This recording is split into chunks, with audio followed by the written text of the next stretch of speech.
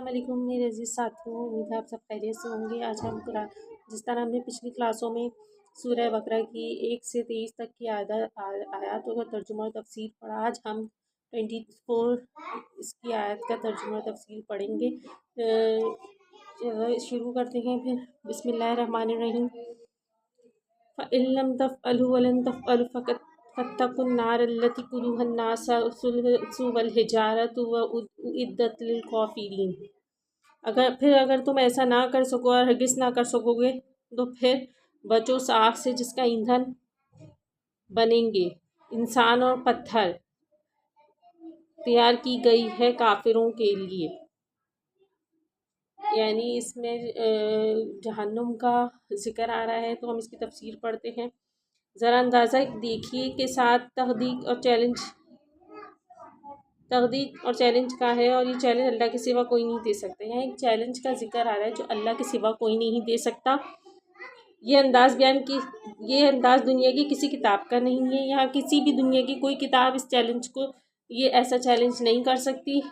یہ دعوت صرف قرآن کا ہے، یہ صرف قرآن کر سکتا ہے یہ چیلنج۔ کہ ایسا دو ٹوک انداز ہے، اس میں کتنا دو ٹوک واضح کی گئی ہے بات۔ پھر اگر تم نہ کر پاؤ تو اور تم ہرگز نہیں کر پاؤ گے، اور اگر تم نہیں کرو گے تو ظاہر ہے پھر تم بالکل بھی نہیں کر پاؤ گے عمل۔ جہنم کے ایندھن کے طور پر پتھروں کا ذکر خاص طور پر کیا گیا۔ جہنم کا ایندھن جو ہے اس میں طور کے ذریعے پتھروں کا ذکر کیا گیا ہے۔ ایک تو یہ کہ آپ کو معلوم ہے کہ پتھر کوئلے کی آگ عام لکڑی کے کوئلے کے مقابلے میں بڑی سخت ہوتی ہے۔ عام لکڑی کے کوئلے کے مقابلے میں پتھر کی آگ بہت سخت ہوتی ہے، لہٰذا جہنم کی آگ بہت بڑے بڑے پتھروں سے دھکائی جائے گی۔ یعنی جہنم کی آگ پتھروں کی آگ بڑے بڑے پتھروں سے دھکائی جائے گی۔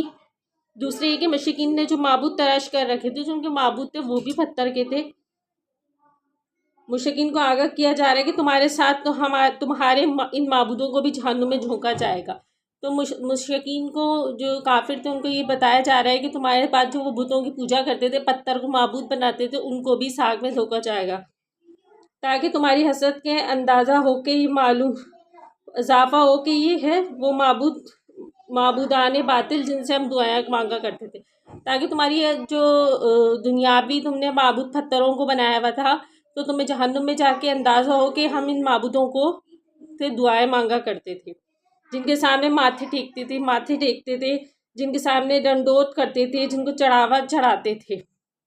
جہنم منکرین حق کے لیے تیار کی گئی ہے۔ جہنم صرف حق والوں کو نجات دے گی، ورنہ تو یہ جہنم برے لوگوں کے لیے ہے۔ اب یہاں گویا ایمان باللہ اور ایمان برسالت کے بعد ایمان بالآخرت کا ذکر آ گیا۔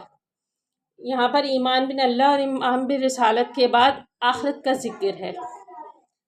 تو یہ تھی سورہ بقرہ کی آیت نمبر 24 کا ترجمہ اور تفسیر۔ مزید ویڈیوز دیکھنے کے لیے میرے چینل کو سبسکرائب اور شیئر کریں، اور اپنی دعاؤں میں یاد رکھیے گا۔